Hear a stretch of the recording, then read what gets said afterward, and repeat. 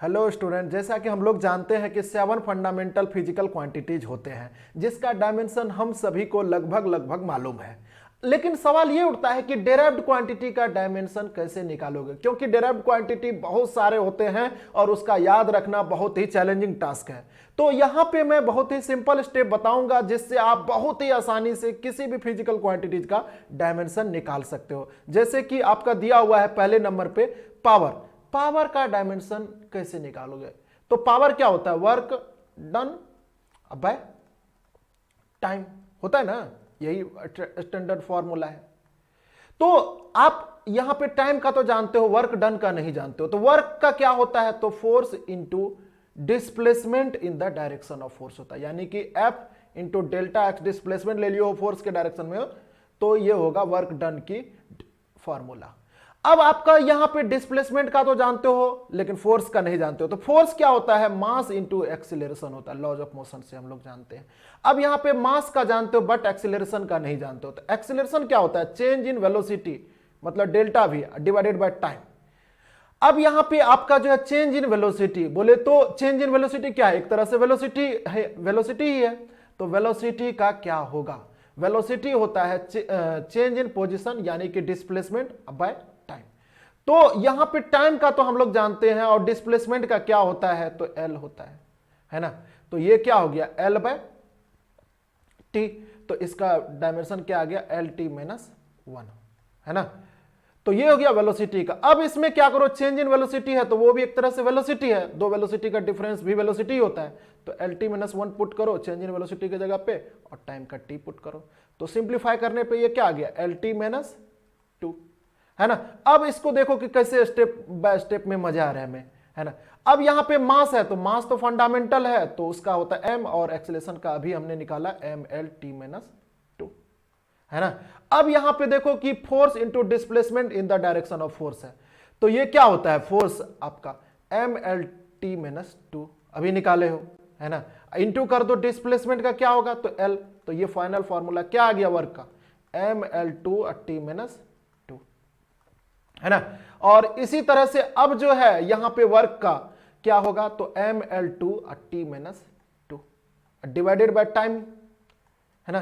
तो इसको सिंप्लीफाई करने पे आपका क्या आ गया? M L two T minus 3। तो इस तरह से आपका पावर का जो है फॉर्मूला आ गया। तो आप देख रहे हो कि कैसे भी किसी भी फिजिकल क्वांटिटी का निकाला जा सकता है फॉर्मूला को रिलेट करके, है ना। इसी तरह से और भी एग्जांपल ले रहा हूं ताकि आप ये ना कहो कि आपने आसान सा क्वेश्चन उठाया है ना। अब जैसे कि ये है आपका रेजिस्टेंस का, तो रेजिस्टेंस से रिलेटेड फॉर्मूला क्या होता है? हमारे दिमाग में आता है रेजिस्टेंस से रिलेटेड में ओम्स लॉ आता है। पोटेंशियल डिफरेंस क्या होती है? आई आर के बराबर होती है। वी क्या होती है? आई आर के बराबर होती है। तो यहां पे आर क्या हो जाएगा? वी बाय आई। भाई आई तो फंडामेंटल क्वांटिटी है, उसका ए लिख देंगे, लेकिन वी का क्या होगा? पोटेंशियल डिफरेंस का क्या आएगा? तो पोटेंशियल डिफरेंस होता है minus E dot delta R, है ना। यहां पे ई डॉट डेल्टा आर होता है ना। डॉट प्रोडक्ट में ये वेक्टर साइन यहां लगा दो। ई तो है इलेक्ट्रिक फील्ड और डेल्टा आर क्या है? तो आपका डिस्प्लेसमेंट है। अब हम डिस्प्लेसमेंट का भी हमने जाना लेकिन इलेक्ट्रिक फील्ड का नहीं जानते। तो इलेक्ट्रिक फील्ड क्या होता है? तो एफ बाय क्यू होता है, फोर्स डिवाइडेड बाय चार्ज होता है। फोर्स का तो हम लोग जानते हैं लेकिन अभी चार्ज का नहीं जानते। तो चार्ज क्या होता है? फॉर्मूला आई टी होता है। तो आई के लिए तो फंडामेंटल क्वांटिटी है तो ए लिखते हैं, टाइम के लिए कैपिटल टी लिखते हैं, है ना। और फोर्स का अभी मैं थोड़ा देर पहले निकाला था एम एल टी माइनस 2। तो अभी इसको पुट कर दो, यहां पे क्या हो जाएगा? Dimension formula M L T minus 2 divided by A T, है ना। तो सिंप्लीफाई करने पे आपका आ गया एम एल टी माइनस 3 और ए पे पावर माइनस 1, है ना।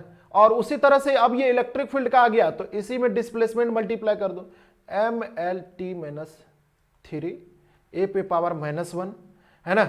और ये तो हो गया इलेक्ट्रिक फील्ड का, और इंटू कर दो डिस्प्लेसमेंट का, तो डिस्प्लेसमेंट का एल होता है। तो ये फाइनल फॉर्मूला क्या आ गया? M L two T minus 3, है ना, ए पे पावर माइनस 1, है ना। तो इस तरह से ये हो गया आपका किसका डायमेंशन? तो पोटेंशियल का। और पोटेंशियल का मालूम हो गया तो अब रेजिस्टेंस का भी निकल आएगा। तो रेजिस्टेंस का कैसे निकलेगा, तो पहले पोटेंशियल का पुट करो mL2 T-3 ए पे पावर -1 डिवाइडेड बाय कर दो आई का क्या, तो ए। तो आपका ये फाइनल फॉर्मूला क्या आ गया, mL2 T-3 और ए पे पावर -2, है ना। तो ये फाइनल फॉर्मूला आ गया रेजिस्टेंस का। तो आपने देखा कि किसी भी क्वांटिटी का कैसे निकाला जाता है।